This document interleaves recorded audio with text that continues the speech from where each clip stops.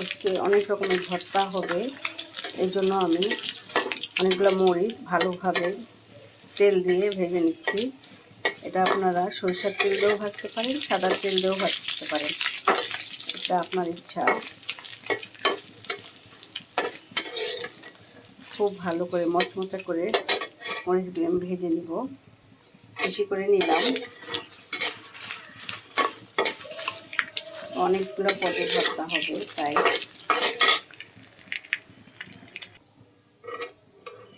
মরিচগুলো আমার হয়ে গেছে, আমি এখন তুলে নিচ্ছি একটা পাত্রে। এবার ওই তেলটার মধ্যে পেঁয়াজ দিলাম কতগুলা, পরিমাণ মতো প্রায় আমি এখানে 2 কাপ 3 কাপের মতো পেঁয়াজ নিয়ে নিয়েছি, কারণ অনেকদিন ভর্তা হবে। পেঁয়াজগুলোকে একটু বাদামি কালার করে নিব, তারপরে দিব এর মধ্যে রসুন। এই যে দেখুন আমার মরিচগুলা তো মচমচা হয়েছে। এখন হচ্ছে পেঁয়াজ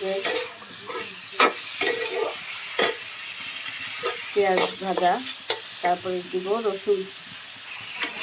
রসুন দিয়ে দিলাম। রসুন প্রায় একটা গোটা ছিলে দিয়ে দিয়েছি। এটাকে একটু বাদামি করে ভেজে